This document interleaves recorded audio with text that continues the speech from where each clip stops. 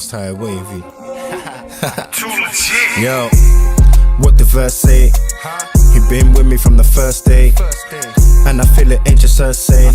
I just beg you come and join me, I'm at first base. But you be showing pride in the worst way. I'm just saying what I survey. I don't even celebrate my birthday, tryna be least in heaven at the worst case. Listen, yeah, burden on these shoulders, responsibility got put on his soldiers. Tryna study this, ain't tryna get diplomas, tryna spread the message, I tell you what he told us. Tryna touch kids, teens and no grown-ups. Son, I mean souls, don't take me for Greek Roman. Nah, don't take me for Greek Roman. What's the point in following them when we've chosen and one that God said he put above the rest? That's one fact I'm looking to address. Faith, it pays off, just put it to the test. I don't wanna see you moving in the flesh, but some won't listen up because they hate me. I'm just trying to show the Most High is wavy, and he saved my life when I was a baby. All praises, I made it. Yo, if I'm Semitic, tell me how can I be anti-Semitic? Cause if I really was to be anti-Semitic, it means I'm anti-me and that sounds pathetic. And somehow I'm meant to be apologetic. But for what though? Tell me for what though? I'm just showing you the same word as God, bro. It's all written here, how can you not know? What the verse say? He been with me from the first day, and I feel it ain't just her saying. I just beg you come and join me, I'm at first base. But you be showing pride in the worst way. I'm just saying what I survey. I don't even celebrate my birthday, tryna be least in heaven at the worst case. Listen, yeah, certain brothers ain't practical. Scripture says that no one knows the day, and instead of waking brothers, you're trying to get mathematical. Can these bones lift? Niggas talking about clavicle. How you get to your understanding is magical. Me, I done it too, it easily happens casual. And feel shame when you actually figure the actual. But don't get it twisted, scripture read is intangible. Used to suffer from my wrongs, that repented. I ain't trying to know these laws that offended. I give thanks when I see signs of the ending. I give thanks for the life of my brethren. My whole life I felt largely resented, but it's my path and it can't be amended. The whole time I was dodging and bending, but why fight when it can't be prevented? If you chosen, you get everything the hard way. Never met a situation that I can't brave. Time crisis, and I ain't talking arcade. I'm just trying to get it right up in these last days. I'm looking at the world and it's a dark place. I'm looking at the things I used to partake in, and can't believe the devil had me always. Now the thought of getting cast out, fam, I can't brace. Listen, what the verse say? He been with me from the first day, and I feel it ain't just her saying. I just beg you come and join me, I'm at first base. But you be showing pride in the worst way. I'm just saying what I survey. I don't even celebrate my birthday, tryna be least in heaven at the worst case. Listen, yeah, I'm just trying to show the Most High's wavy. Yeah, I'm just trying to show the Most High's wavy. Yeah, I'm just trying to show the Most High's wavy. Yeah, I'm just trying to show the Most High's wavy.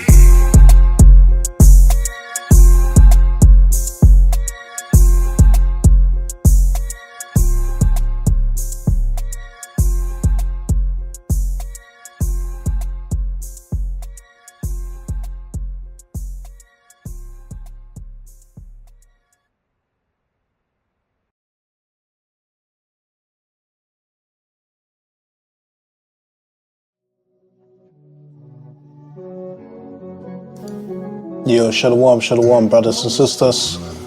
This is Brother Paleo from WFI Europe, Watchman for Israel Europe. This is a poem La Yasha'Allah in the Paleo Hebrew. First and foremost, all praises to Most High God Yahweh. We say, call the word of Shal Yahweh, or call halal, call halal Yahweh, Ba'ashima Mashiach Mamalak Yahweh Shaya Tazadak. Brakatham wa Shema Aida Than Akweth. So that was the Paleo Hebrew tongue. We will focus in this video on the Paleo Hebrew. For the most part, some parts also the modern Hebrew. And like it says in the title, basic info. You know, so basically things about the deduction and the origin and stuff like that. So what I said was, call the word of Shal Yahweh Ba'ashima Mashiach Mamalak Yahweh Shaya Tazadak Barakatam wa Shema Aida Than Akweth. Call the word of Shal Yahweh means all praises to the Most High Yahweh, you know, He that exists. Bahashem means, in the name of. Hamashiach means the anointed or the Messiah. Wamalak means and the king. Yahawashi means he, salvation, or he that he will deliver. Hatazadak means the righteous. Barakatham means bless you in the masculine form, so basically the brothers. Wa means and. Shama Ailathan means over you sisters, or protection over your sisters. Okay. So today's video lesson we will go briefly, most willing about over the alphabet of the Paleo Hebrew and the Hebrew in general a little bit. Try to keep it basic, so I'll give you a premise and a foundation first, and you can build from there and go more intricate later. So let me share my screen real quick. Let me do it like this window. So what we're gonna do is we're gonna use the complete ancient Hebrew workbook from the elder from the house of David, HOD. Said he passed away, but all praise the Most High for his work, for his milestones, and for his trailblazing work that he did. Obviously, we are like try to be like the book of Proverbs 15:28, where it's talking about, the righteous study to answer, but the wicked pour out evil things. So, like 2 Timothy 2:15, study to show thyself approved unto God, not unto man, but unto God. And also 1 Thessalonians 5:21, always try to prove things.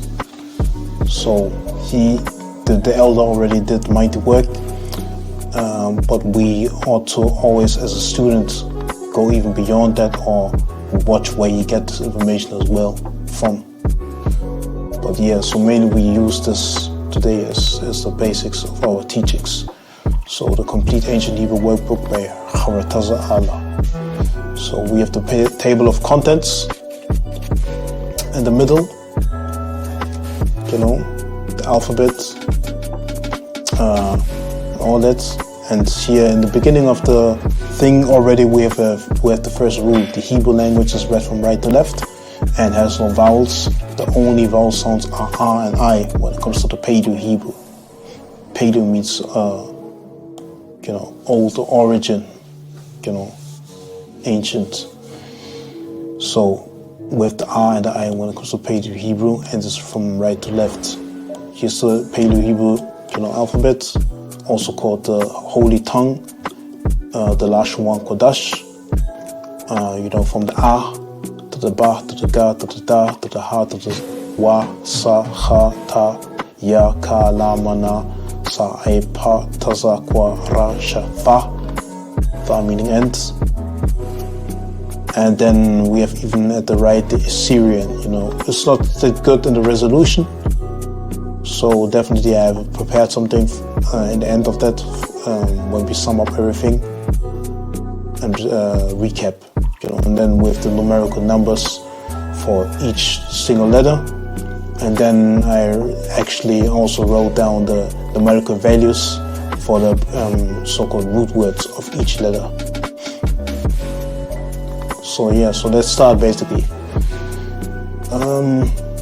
After that we also go to stuff like this, showing you some scholarly things as well a little bit.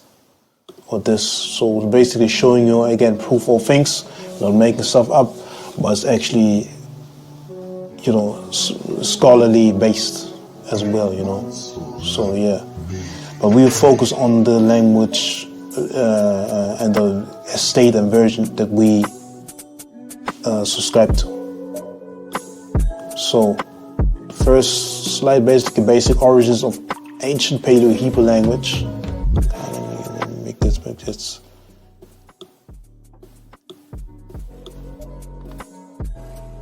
Okay. Let's continue. So, basic origins of ancient Paleo Hebrew language. So, we have basic facts and deductions. So, the first fact is Ibar. When you go into the scriptures, in like Genesis 11, stuff like that, genealogy, when it comes to Iba is a, transliteration of what you would write in the Paleo Hebrew or see in the Paleo Hebrew as Iba, and Iba means past or old, So Iba Yeth makes it a past language. Similar, like you have childhood, you have friendship, right? Stuff like that, or mothership, fathership, stuff like that, or similar with the Iba Yeth. The Yeth makes a kind of system, the Hebrew, the language system of the past. So yeah, the next one is the Hebrew alphabet, has letters, 22. So when you see any other so-called language variation of Hebrew that has more than 22 letters, that's kind of off, to be honest. But let's get the next one, because even the fact that the Hebrew alphabet 22 letters, you have even the Proto-Canaanite, the Proto-Sinaitic Hebrew and all that, Proto-Sinaitic, Proto-Canaanite and stuff like that. You have even the Assyrian Hebrew, the Babylonian Hebrew, the modern Hebrew. All are based on 22 letters, but then you have something like Yiddish, stuff like that. That's all out of a sudden 929, and all with the endings and stuff like that. But yeah, so the common ground is always 22 letters. That's proper Hebrew. So we have the biblical indication as next. We have Matthew 22, Matthew 27. Salachia, or Salakia means sorry, or excuse me, for my speech. So Matthew 27 verse 46 KJV. And about the 9th hour, Yahweh, this is a Paleo Hebrew version of Jesus, cried with a loud voice, saying, Eli, Eli, lama sabachthani. That is to say, my God, why hast thou forsaken me?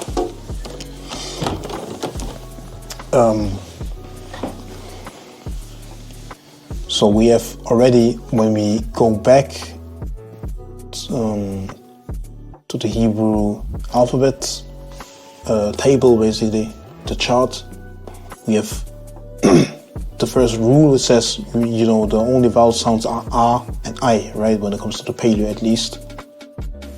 And when we analyze what Yahweh, Christ, Jesus said, basically Matthew 27:46, when he spoke Hebrew, most of the things are already having, I, la, ma, sa, ba, ha, tha, na. A lot of things already like in the Paleo Hebrew, except the Eli, meaning the E, everything's in there. But this is also down when it comes to the manuscripts. This is based off the Masoretic text, stuff like that, Masoretic text, and the Greek Septuagint, LXX, and stuff like that, Latin Vulgate. When it comes to the Hebrew transliteration, stuff like that, they're using, modern Hebrew, Masoretic Hebrew, and stuff like that. But even there, you see the pronunciation, a strong indicator that goes back to the Paleo Hebrew, like Christ, what he, spoke instead of so-called Aramaic. But yeah, so this is just a biblical indication. Just to keep it more streamlined, we jump now to the alphabet. Okay, so we have the first alphabet letter is A. Is A. The root word is alap. The letter itself is the first letter, that's why it has a numerical value of 1, right? First letter. But the root word numerical value is 1000 and means cattle. It's very unique when it comes to the first letter, that the root word has a numerical value as well. But then we have alap, which means cattle, and it's basically, for example, a little history, where you have Genesis, it tells us the word came before the written letter, like Genesis 1 and 3, for example, right? Then you have also Hebrews 1 and 3, was talking about the expressed image, and that's talking about the character is an imprint of something, you know. So something had to exist first, and then the replica of it, representation of it, the image of it, you know. That even that photo right there, it never could have existed when there's not a real animal that exactly looks like this. The only guy or the only thing that can paint an image before it even existed, like a perfect animal that actually exists later on, would be the Most High or the guy who existed. I mean, prior that and produced that, you know, created that. So that's why, like in John 1:1, the word came first. Genesis 1:3, you know, out of the mouth of the Most High came, basically is also in Sirach 24, talking about the same thing. Out of the mouth of the Most High proceeds wisdom, you know. 1 Corinthians 1:24, showing us who's the wisdom of the Most High.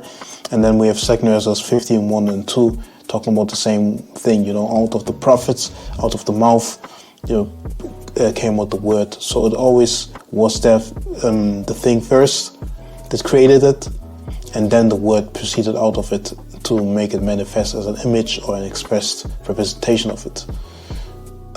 So Adam first named all the animals. So you know, cattle, i.e. bullock, you know, or sheep, you know, it's observable the Hebrew letter R got like cattle, 2 horns, ears when rotated. You know, when you rotated stuff, it looks like really, you know, like that has these attributes right there.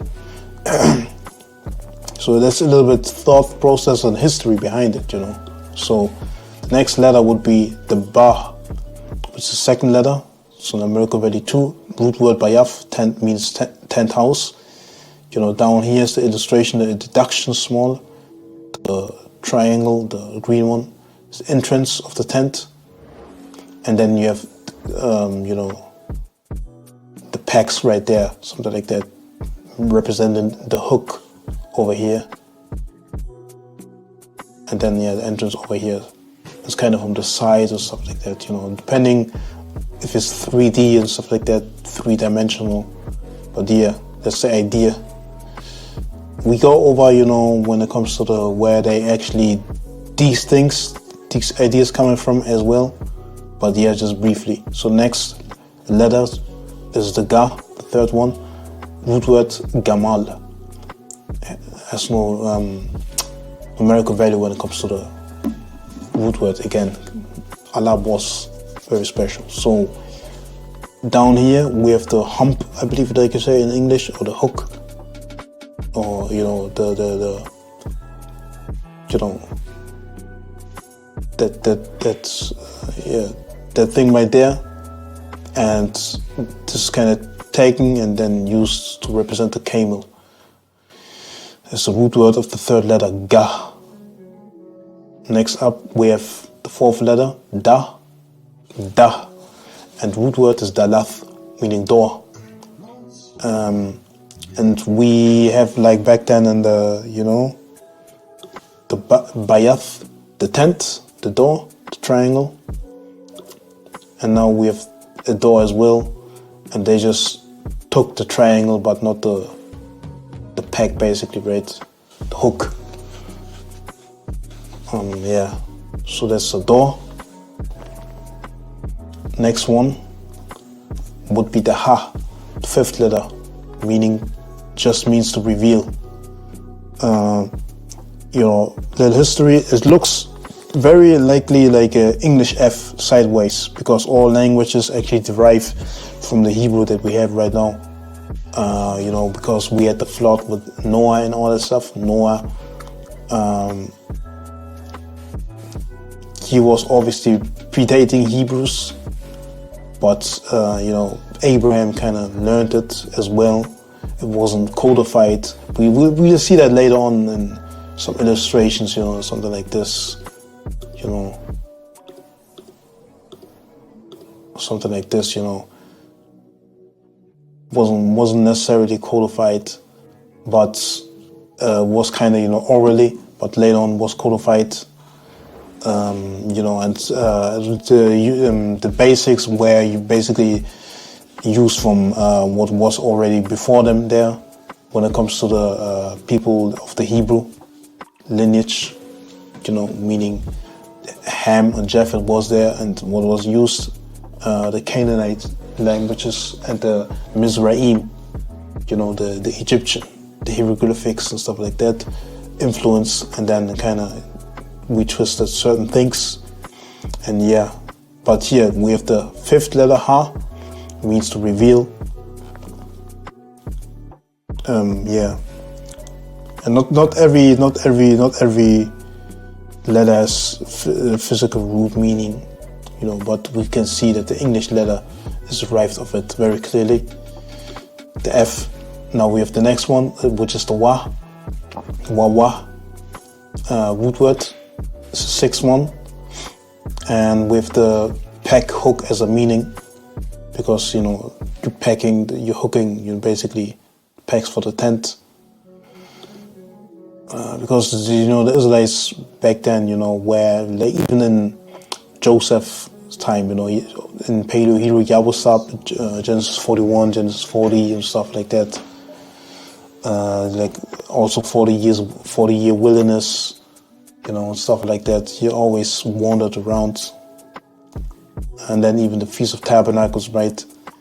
Talking about in Leviticus 23 at the end of the chapter, 34 and stuff like that, all the way down, talking about that they used to, dwell in tents and all that. And the Most High orchestrated that or ordained that to make them remember that they should dwell in tents and all that, because they are really nomadic traveling.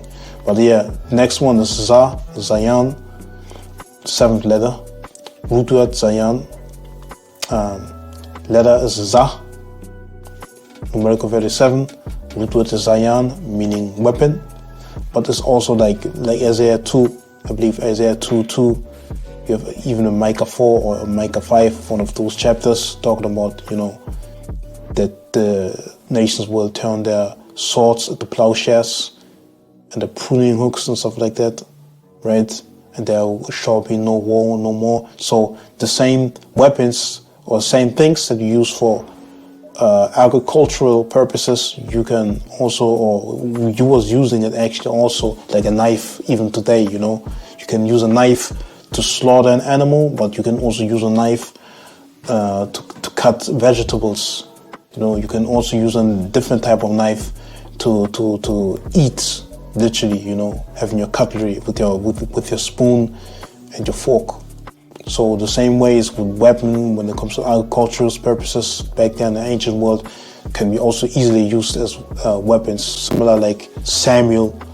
In Samuel's time and King David's and Saul's time, where King Saul always had kind of, when he stepped, a javelin and stuff like that. Even the book of Numbers 25, right, where the brother, I believe Eleazar, if I'm not mistaken, trusting through the Midianitish woman and the Simeonite prince, where they had idolatry. Even there was something like a javelin as well. But so with Cha is the number 8, then we have the root word is Chath, and it's very important. It's not Shah or Ka, because Ka is coming later, and Shah is also coming later. But this is Cha, and Cha has a root word Chath. It means wall or divide. These segments in there, of a building, for example, like windows and walls and stuff like that, are there to divide certain things. Represents the beams between rooms or walls. Next up, we have the Ta, ninth letter. Tat is the root word, meaning the clay of a vessel or clay vessel. Back then in the ancient world, when you look into that vessel right there, you had a marker down there to see how deep it is, for example. Then we have the 10th letter, Yah, the root word Yat, meaning hand or arm. Then you see the red, the red signs right there, the lines, and it's very similar, and it goes along the arm, but it can also, has a very similar shape to the hand, so it's kind of hand and arm. Then next one would be the ka. Ka, numerical value 20, root word cup, means palm of an hand. And then, the inner mark of the human hand got that V form in it, the bulk of the hand, and the V represents the ka, this right there. And then with the la, 30, numerical value 30, root word lamad, meaning staff or to learn, It just means that. Then we have the next one, which is the ma, numerical value 40, root word mayam, meaning waters or sea. Let me show you even real quick something. When it comes to the mayam or the ma, we see even here the Sinai inscriptions or Proto-Sinaitic inscriptions to Proto-Canaanite, or aka also. We see that, for example, here, the ma, or later on the na as well, as we will see, or the sa, we'll see, even the I, even the opening of, I believe that's supposed to be a mouth more than likely, and even the la, down here, starting to be in the Paleo, so we see the rivings of that, the riven, or how would you say that basically, the rivings, as I say, the rivings, if that's a word, you know what it means, the riving from it. And then the is literally an animal head, even more clear, but to simplify it, make it more straightforward, it was like this,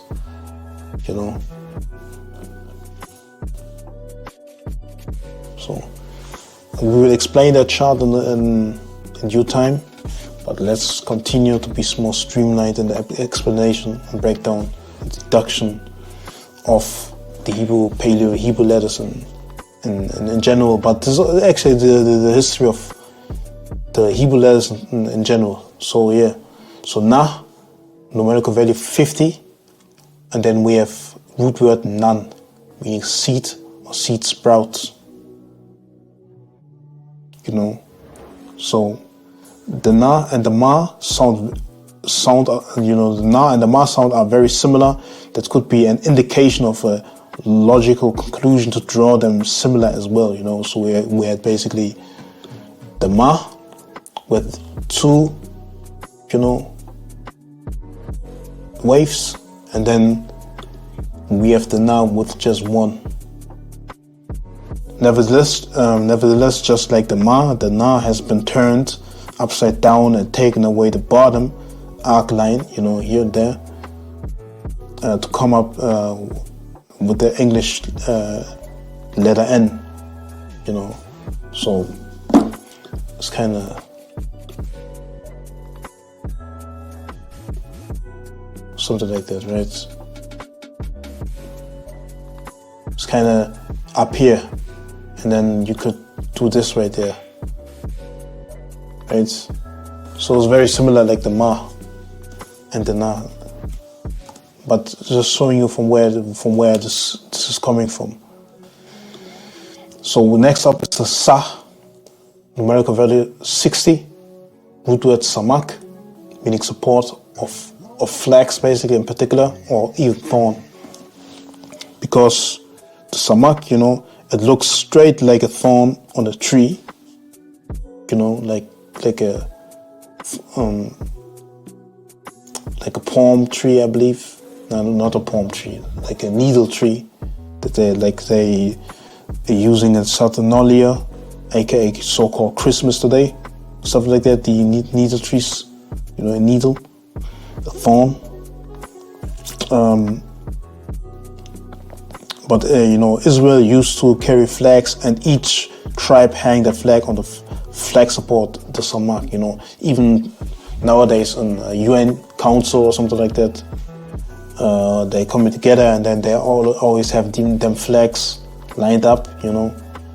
And when it comes to the Israelites back then, that was the support, the samak, and they have, for example, the tribe of Ephraim flag, Judah flag, Naphtali, Gad, Simeon, Asher, something like that, and they used to do that. So next up, we have the I, which has the numerical value 70. Root word is ayan, meaning eye. Simple as that, because it looks like an eye. And that goes also to the ancient thing back, but yeah. So next up is the pa, numerical value 80. Meaning pa is the root word and it means mouth. As you can see down here, it's very similar to the opening side profile of a mouth from a human. Next up is the taza, numerical value 90, and root word is tazad. It means side. And here it's very easy to see, that it's kind of a T and a Z. And this is also very unique to Taza, because Taza is the only letter that has, two syllables in it. The other ones was just like A, Ba, Ga, Da, Ha, Wa, Sa, Ha, Ta, Ya, Ka, La, Ma, N, Sa, I, Pa. Always one. But now we have Taza. It's two syllables but one letter though. And it's also very unique that, when, at least for English speaker, we have ta and za, and it looks like a T and a Z together. But it's just removed down there and up here. And then this is like a TZ, taza. It's easy to remember. Meaning sight. Next one. We have the kwa, numerical value 100. Yeah. Numerical value 100. So we had also, when we had, up to the numerical value 9, had then 10, and then you could have say, hey, when it comes to the hand, right, to the ya, you could say, hey, why is not 11 and then 12, 13, 14, but in Hebrew it's more like a decimal numerical system, number system. So from 9 it goes to 10, now it's two digits, and then it's going up to 90 and then to 100. And from 100 it has now 3 digits, and now it's jumping in 100 steps, up to 400. And because it has only 22 letters, it stays up to 400. But I let the belief, according to that system, because it's consistent, like let's say we have up to, to the numerical value of the letter, tha, for example, and then down to, let's say, 900 and then 1000. It would jump down from 1000 to 2000, 3000, 4000 and stuff like that. To just keep it consistent. And so we have kwa, numerical value 100. Root word kwap, meaning circle or horizon. The reason why it's, why it's called like this is it looks on the upper part, like when the sun goes up or down, on a horizon. The English letter Q derived from kwa by twisting the components of the letter around, So it looks, when you remove all that stuff, there's a horizon, you got the sun in the middle, and then you got the lightning around it. And then you have the bottom line of the sea, and then you have the shining into the sea as a reflection, and then you have basically, the covering, of the light that comes in the centering, covering basically the middle of the sun, and then you have basically the sun itself, right? And when you twist and all that stuff, that stuff right there, and maybe also the angle of the sign down here, of that bow, you get the Q in the English. So you have, next one is Ra, numerical value 200. Root word Ra'ash, meaning head. This is side profile of a human, so it's very simplified.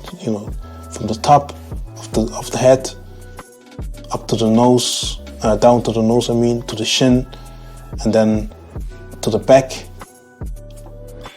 of the throat, and then from the throat back up to the top of the head. Just to make it very simple, straightforward when drawing it and writing it. So we have the next one is the Sha. It's the 23rd letter, if I'm not mistaken, and numerical value 300. The root word is Shan.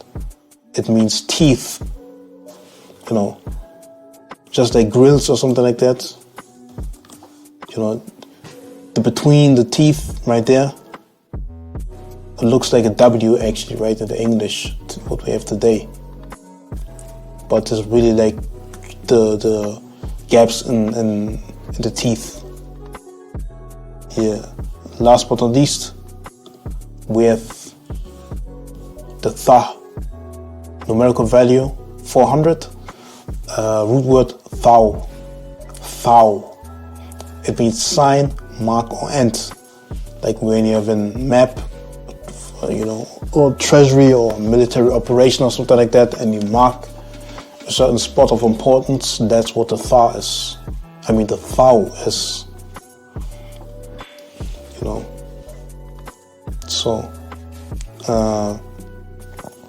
So we had basically, on the right also the Assyrian Hebrew, which is very important because that's the so-called biblical Hebrew that we have, meaning with biblical or with biblical is meant basically colloquially or known as the manuscripts that we have today, to use them that were used as for the translation of the Bibles that we have right now into these languages like English, for example, KJV and all that stuff, and other languages as well, German and all that. You need that to either transliterate to the Paleo or straight up even being able to read at least the basics, So I prepared the chart because it was not so cleanly the transcription there. So we have basically, to sum it up again, recap with the Alap, the cattle, numerical value 1000 of Alap, the root word this time, and the first letter, so numerical value 1 for Ah. The modern Hebrew is on the left always, looks like this. This in the middle is the Paleo Hebrew, first letter. Second letter is the Ba Yaf. Let me see. Second letter is the Ba Yaf, the Ba and the Ba Yaf, the root word. So the numerical value is just for the Ba, not for the root word Ba Yaf. So it means tent, house, as we saw, and that's the Assyrian or the modern Hebrew as well. On the left.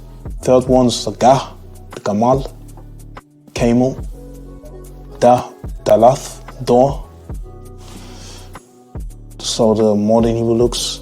Then we have the Ha, fifth one, the reveal. Looks like this. Then we have the Wa, sixth one.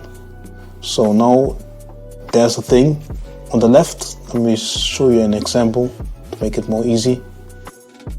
Just go back at a sec, but on the left we have always the modern Hebrew, how you write it anywhere in the sentence or in a word. But when it comes to the modern Hebrew and the systems that they chose to use, in modern day Hebrew, so-called, you have a word ending also sometimes, and some letters have, different writings or different forms when writing it when the word is ending. So let's go back to the wa, the sixth letter, meaning peck or hook in the root word, wa, and it's written like this in the modern Hebrew. So seventh is zayan, weapon. 8 is cha'ath, or chath, wall, meaning divide. Then we have tat, root word. The number 9, clay, or vessel. 10th letter, ya, root word yad, meaning hand or arm. 11th letter, ka, numerical value 20, but 11th letter. And then we have kap as a root word meaning palm of hand. This is how you write in the Assyrian. On the left, the normal, and on the right of the Assyrian Hebrew, the black and the green, this is the word ending. And in the middle, you have the Paleo Hebrew. Just a circle in it, but yeah. Why is the circle? Oh man. It's not supposed to look like this actually. But you see, let me show you. Let me show you again. Salakia. Salakia meaning, excuse me. Let me show you again. The car looks more like this. Not a full circle like you saw right now, but more like a half circle and then, that V right there. So let's go back.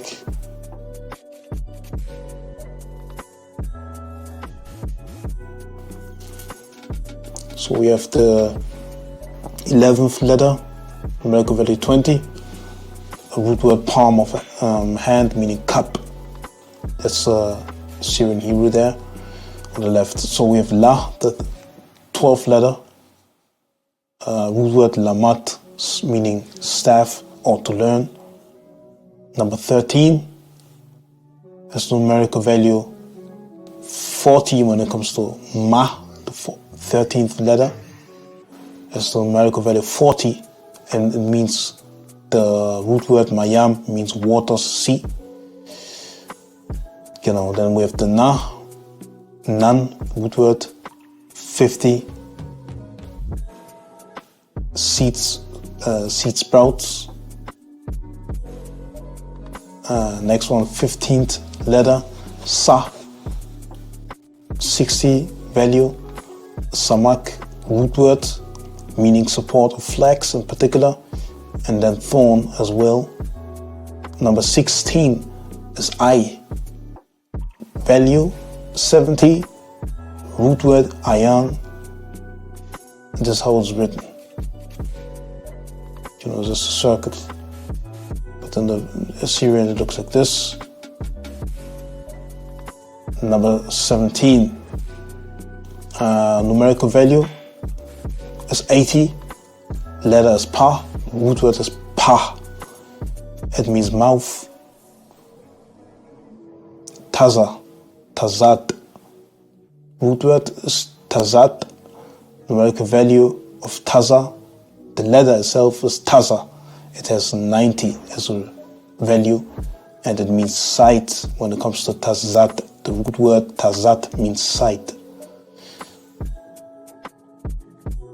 So we have the quap 100.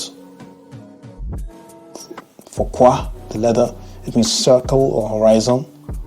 Then we have the ra'ash 200, head, means head, the root word ra'ash. So 20th letter. Now the 21st letter, sha, value is 300, root word shan, meaning teeth. And then we have right there on the left the Assyrian. You write it normally anywhere, and then you have the word ending on the right with just a dot on the top right. And then the last letter is the tha, meaning sign, mark, end for the root word thou. The numerical value for tha, the letter is 400. So we have that. And then we have also, let me stop the song.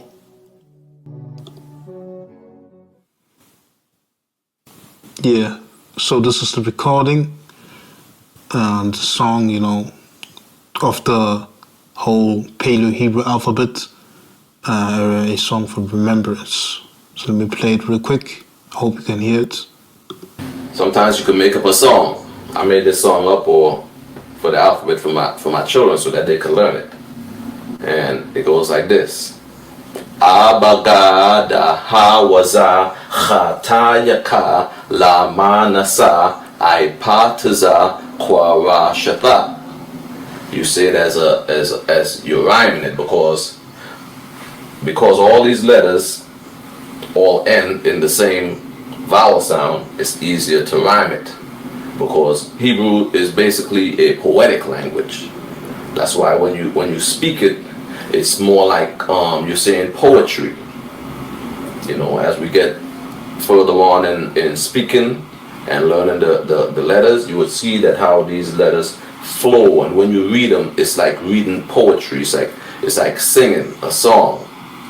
That's why all these letters, they basically rhyme, and you can make up a song so you can memorize these letters.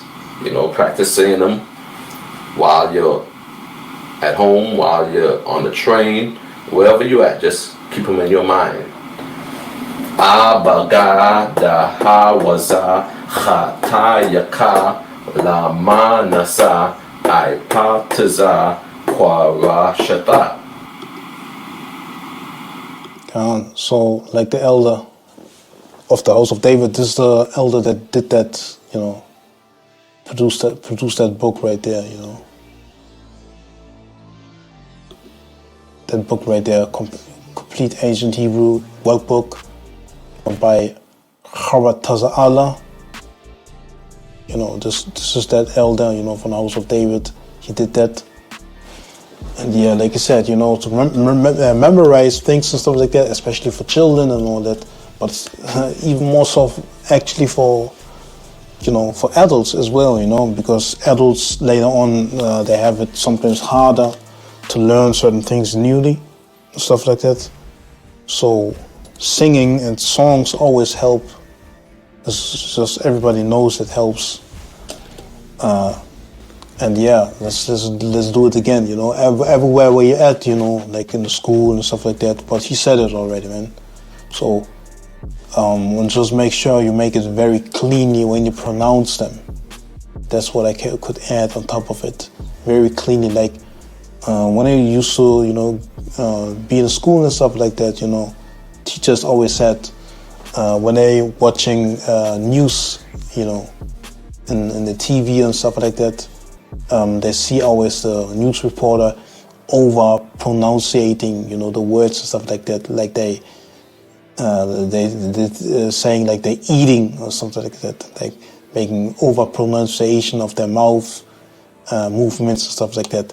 But they obviously their job is to make it very clean, very clear, no matter what region or where they're coming from, reporting from, what accent they have, dialect they have and stuff like that. They have to make sure it's very clean and understood because that's their literal job. So they over pronunciate and make it very extremely clear how they speak. Make it also like this when it comes to the language that you're not familiar with, when it comes to speaking at least. Because when you say it in the beginning very cleanly, when you later on not giving effort to speak it, you speak it normally by default already clean as well, But when you're being slothful and sloppy already in the beginning, then it will just be more worse, and you training yourself, boxing yourself into a corner to actually be more and more unclear in your speech, muffled and all that stuff, and have some issues, and just the holy tongue, the holy tongue. So you should be able to make sure to really honor it and make sure it's very clean as you can, whatever region you're coming from, make sure you pronounce it as clean as you can. So you internalize it as well, that way easier. So the song was, in the beginning, make it slow, and then you pick up the pace as well. The beginning was like a, ba, ga, da, ha, waza, ha, ta, yaka, la, ma, nasa, I, pa, taza, kwa, ra, shatha. But then later pick up the pace, easily and comfortably. They say a, ba, ga, da, ha, waza, ha, ta, yaka, la, ma, nasa, I, pa, taza, kwa, ra, shatha. And then a, ba, ga, da, ha, waza, ha, ta, yaka, la, ma, nasa, I, pa, taza, kwa, ra, shatha. And then a, ba, ga, da, ha, waza, ha, ta, yaka, la, ma, nasa, I, pa, taza, kwa, ra, shatha. And then a, ba, ga, da, ha, waza, ha, ta, yaka, la, ma, nasa, I, pa, taza, kwa, ra, shatha.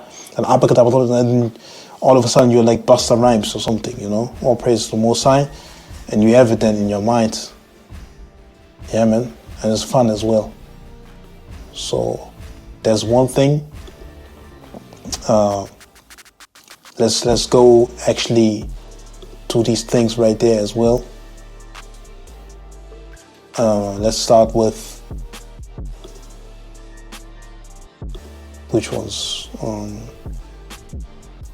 And let's start with this at the top and then switch to this one.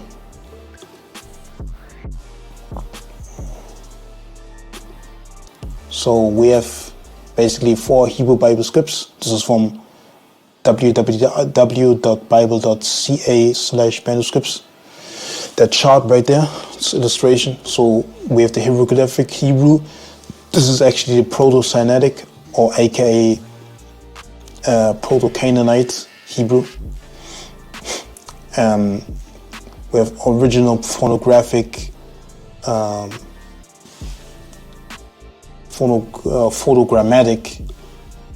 alphabet by Joseph in around 1859 BC. Joseph in like Genesis 40, Genesis 41, all that, when he was kind of, in Egypt, was almost head of the state, actually, next to the pharaoh and stuff like that. Surely, he learned stuff, to communicate, write, and all that stuff. He was kind of using, he was kind of using that Hebrew up there, that Sinai inscriptions right there. Obviously, there are foundings about that, so-called Sinai. When you Google something like that, Sinai inscriptions, you might it might pop up. That was kind of using that, Ephraim, Manasseh, the sons, Joseph and all that as well, pushing that. And then you have later on a second, that's a mini evolution, as a overview. And then you have the Paleo Hebrew, and different versions of the Paleo Hebrew, basically. You see already, picking up in the beginning already that I believe that these are as well 22 letters. And then from there on, they adopted, simplified it even more. For example, the best example is the A, and the Ma. The Ma kind of was all of a sudden twisted, but then later on was twisted back, the Ma. Stuff like that, yeah. But the La was too easy to just change it. When it comes to Paleo, at least. And then with the A, the Alap, meaning cattle. Alap meaning cattle. And we see basically that already here.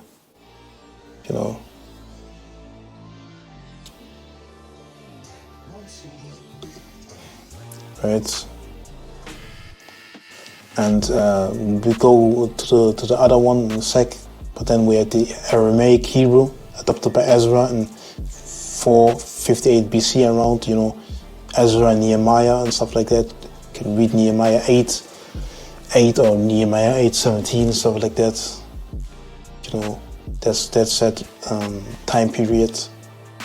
And it was basically, when we read articles like this right there, was basically Ezra tried to rescue the Hebrew, the Paleo Hebrew that was given or was refound by Josiah, and originally, by Samuel, translated. But yeah, we can see that by that chart right there. It's from the same website. So transmission of Old Testament, processional history of the 6 Bible manuscripts. So we have 10 Commandments, kind of Masha in the Paleo Hebrew is Moses, putting it down like this,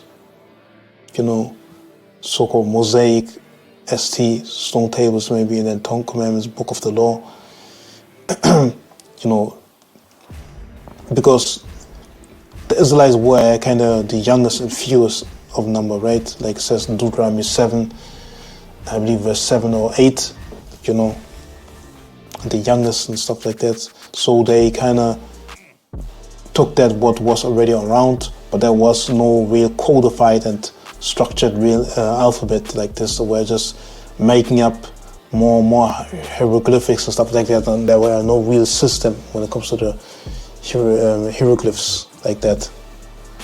But when it comes to the Hebrew, they kind of made it make sense. So and put that what they could use, and then around 1050 BC, you have the Neolithic, Samuel's translation to Paleo Hebrew, Naioth and Ramah.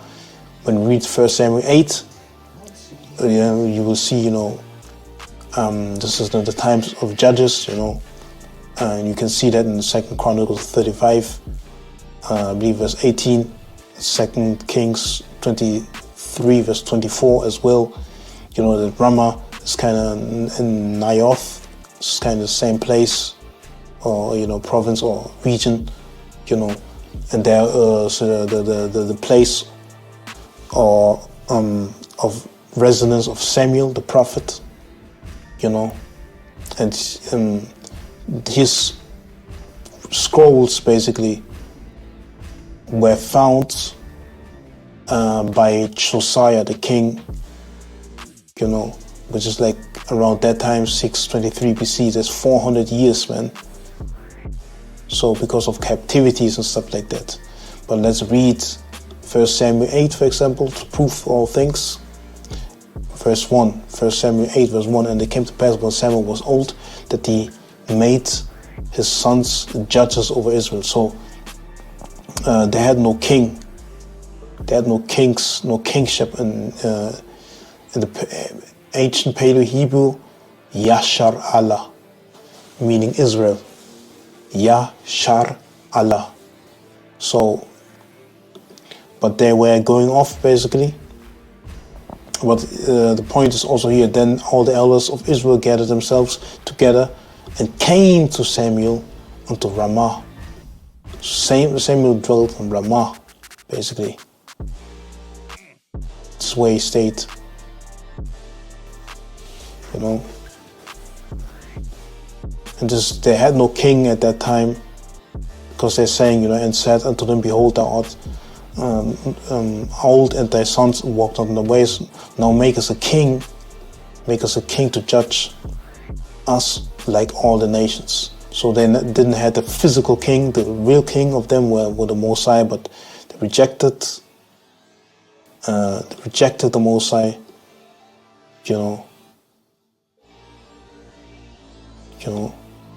So yeah. So the Most High kind of being like Jeremiah, like Hosea 4:22, my people are destroyed for lack of knowledge, because thou hast rejected knowledge, I also will reject thee. So yeah. Back to the chart basically. That's the Neolithic. But let me see. we can, let's see, 2 Chronicles 35:18. Don't want to be too long with it. So it's when King Josiah found again, the law. So starting from verse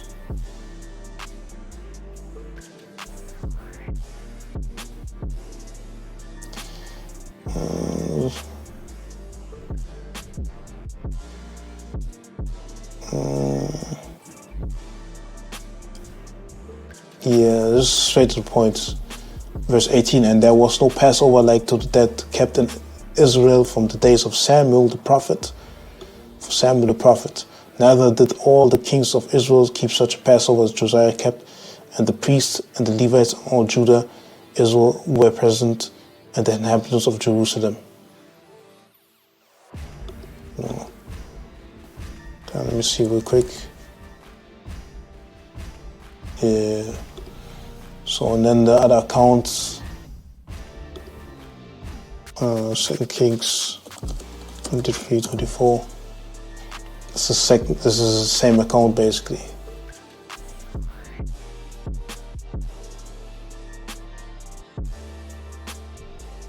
Here, verse 21. And Passover reels to do with even the headline. So they didn't kept it before because they were kind of cut off because of the captivities like Nebuchadnezzar and stuff like that, the Babylonian, all that stuff. So the Syrian captivity and all that stuff. Because when you read 2 Kings 17, they're going to led away captives for the kingdom and then also Judah.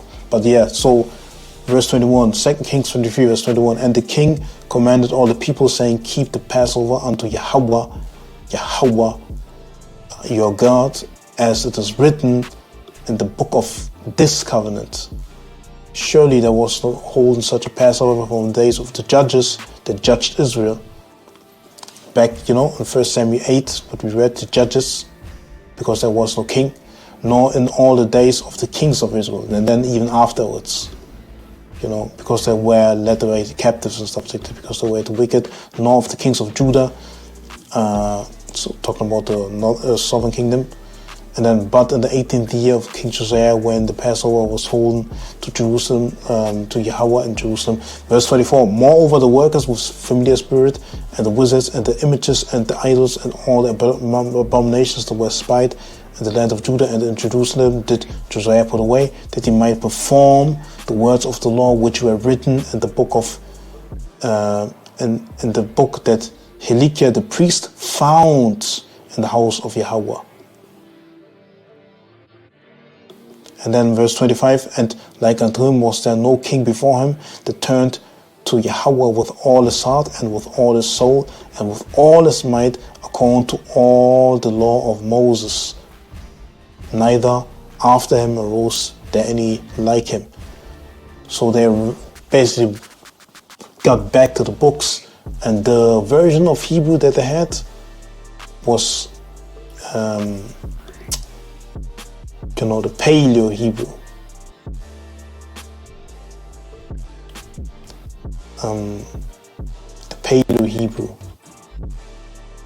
The Paleo Hebrew, let me see.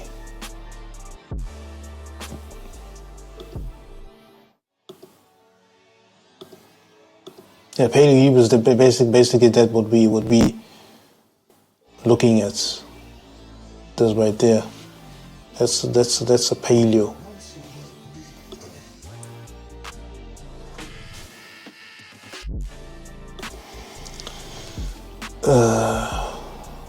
It's almost a Paleo. That's one of the Paleo. Let me see real quick.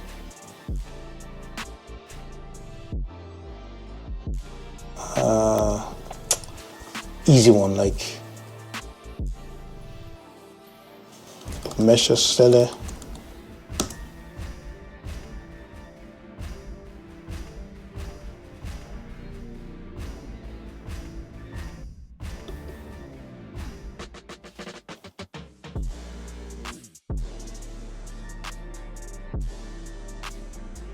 This is too dark. Let me take this one.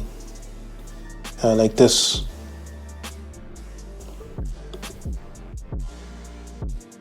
This right there, that's a Paleo Hebrew that we're learning, you know.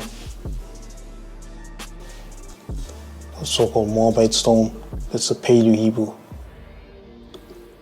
You know, 840 BC. You know, when we look at this, you know, it's like between here. So this is exactly that Hebrew that was kind of, you know, found in Josiah's time. You know, so that was that Hebrew. So that was the Hebrew that was in the hand of the real Israelites, the undoubtedly, you know, where they were sovereign and all that stuff, you know, where they had, you know, still the land and all that stuff, and not kicked out like prophecy says in Luke 21:24, for example, or like it says in Ezekiel 35 or Ezekiel 36, you know, where Amalek and the Idumean take the possession of the land.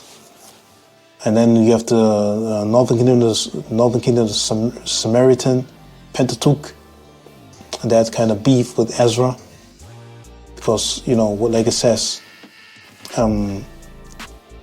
Hebrew extinct 550 BC except Jerusalem temple. So the guys that were in the temple were always the priests. Ezra was a priest, so he was close to there, so he kind of was still able to retain the Paleo Hebrew. But when it comes to the captivity with Nebuchadnezzar and all that stuff, where he burnt the books and stuff, they were kind of more bastardized, you know, not being able to read anymore the Paleo Hebrew, maybe speak maybe a little bit, but or just completely just cannot relate anymore. So Ezra was kind of retranslating or further translating the Hebrew to get it basically done to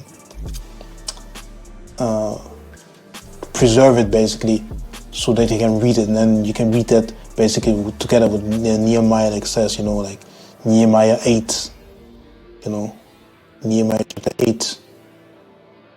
So it's an example, you know, First Ezra 8, I believe. You can read that as well, you know, same account. And then you have the Quarto-or-Decim, meaning 14.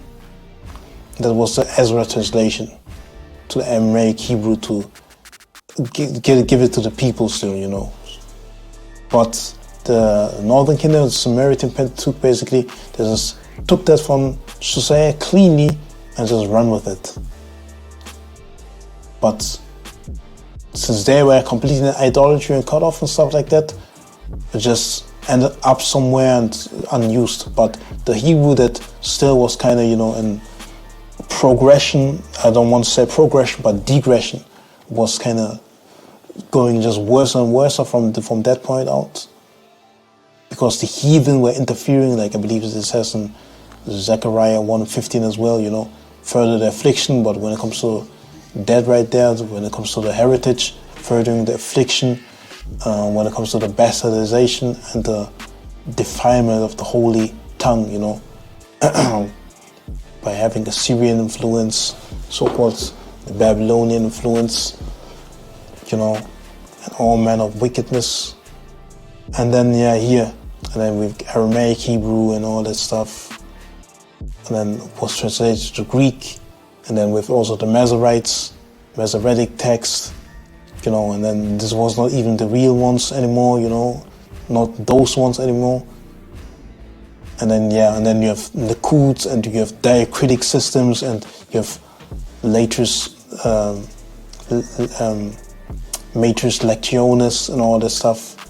And now you have vowel systems that weren't there, not even in the normal Hebrew itself, meaning, I mean, the Assyrian Hebrew. Syrian Hebrew right there. There's no vowel sounds below it or something like that. But all that stuff was added and just bring into the confusion even more and more. But yeah, I digress. I believe that this is supposed to be enough for that point. Let's go a little bit into an article as well.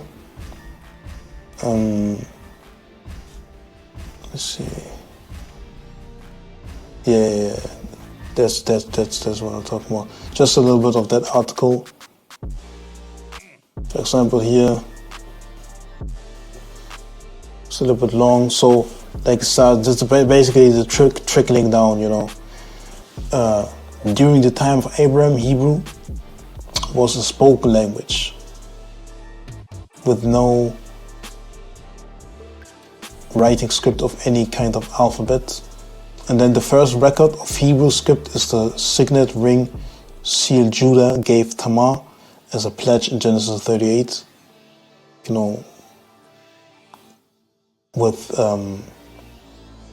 Perez and all that was kind of, conceived by that case right there, which was not good case at all. But yeah, so we have legal contracts at this time were based upon rituals like placing a hand on the genitals or taking a shoe off. Like the genitals are not necessarily genitals; it's more like a put the hand on the thigh or something like that. Like for example, it's not the best example, but it kind of goes also back to Deuteronomy 25. When it comes to roof, right? Raising up seed, using a handmaid basically to raise up seed as well. When the wife of a dead husband has no children left. The case of Naomi. She had no sons left because they died, let them believe in the land of Moab in the famine. And then the daughter-in-law, the wife of her sons, basically, one of those was called Ruth, Moabitess. Ruth, the Moabitess, and she was kind of purchased, like heathen, like it says in Leviticus 25. You can do that to a heathen, but you can't do that as a bondwoman or something like that. You can do that with your fellow Israelites, because you gotta go after 7 years, but that was like a inheritance forever, So you can only do that with heathen. But yeah, so Ruth the Moabitess, and then she was kind of purchased by Boaz, and Boaz basically impregnated her, and then got, I believe, Jesse, and then from Jesse, David, and stuff like that. Okay, but the point is basically verse 7. Now, Ruth chapter 4 verse 7. Now this was the manner in former time in Israel concerning redeeming and concerning changing, for to confirm all things. So, confirm all things. A man plucked off his shoe, just like we read. Taken off the shoe, or placing hand on genitals, right? And gave to his neighbor, and this was a testimony in Israel. And then here verse 8, therefore the kinsman said unto Boaz, buy it for thee. So he drew off his shoe. So even the book of Genesis 24, the same thing, And Genesis 24 verse 1, and Abram was old and was stricken in age, and Yahweh had blessed Abram in all things. Verse 2, and Abram said unto his eldest servant of his house, that ruled over all that he had, put, I pray thee, thy hand under my thigh. When you go into the Hebrew,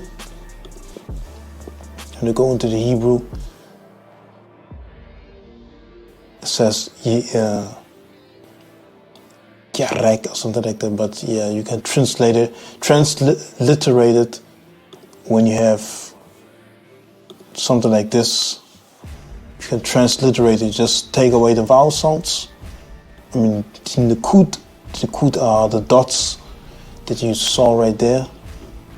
The dots beneath the Hebrew, so-called Assyrian, modern Hebrew. Just remove that stuff and all that, also in the middle, because that's not part of the letter itself. That's added. And then you can basically read with the pronunciation that we have, the A and the I sounds. And then you just need to know where to connect sounds and all that. But yeah, that's another thing, another page for another day. But yeah, so that's that word right there, Thai. When you look into it, it says Thai side loin. When you read 2 Samuel 7 verse 12, loins, is like your seat of procreative power, or even here by euphemistically generative parts. So it's basically your genitals, can be translated as genitals. Wouldn't say always is some man touching another one's genitals, I wouldn't say that. It's more like your thigh, meaning your leg, your flank, an intimate part to show seriousness. But yeah. And then the Hebrew, people acquired double bones under Joseph, Ephraim, Manasseh, but not only creating the first Hebrew writing, but also inventing the world's first true alphabet. See that's what I meant. We know from the recently translated Sinai inscriptions that Joseph borrowed 22 Egyptian hieroglyphic symbols. That's why always 22 letters as the character alphabet for each sound in the Hebrew language. And so forth and so forth. The first is called hieroglyphic Hebrew, which is actually Proto-Sinaitic or Proto-Canaanite. So, yeah.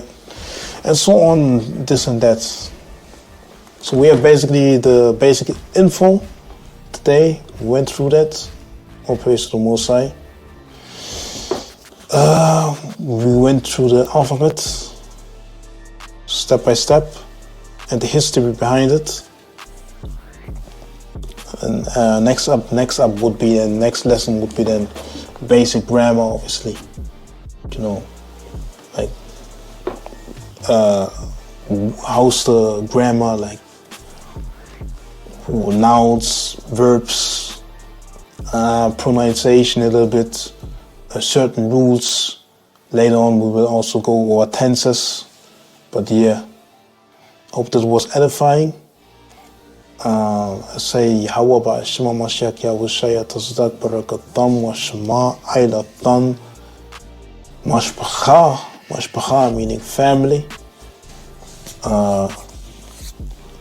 Because I do this for my people, for the people, that the Bible speaks of, the gospel is for, according to Matthew 10:5 and Matthew 15:24 and Romans 9:4, who are Israelites pertaining to the adoption and the glory and the covenants, So with that, I say Shalom. Till next time. Hey, Bankroll, this one sounds cold. Hey, yo, Ludo.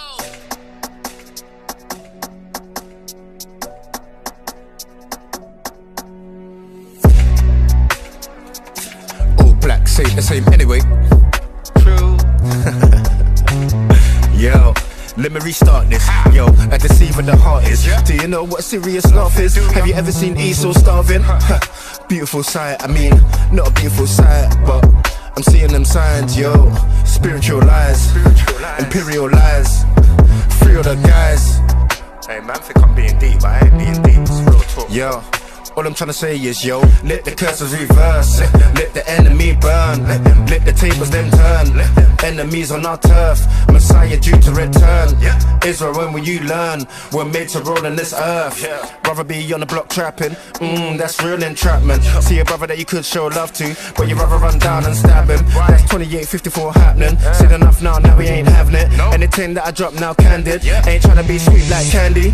Heat me up and I'm firm on sitting. It's the call, I don't need no credit. Israel hoping that you can see that it ain't the time to be self-forgetting. Cause the enemy to be smitten. Keep the laws and receive the blessing. Keep the laws and eat popcorn settings, but you don't get it.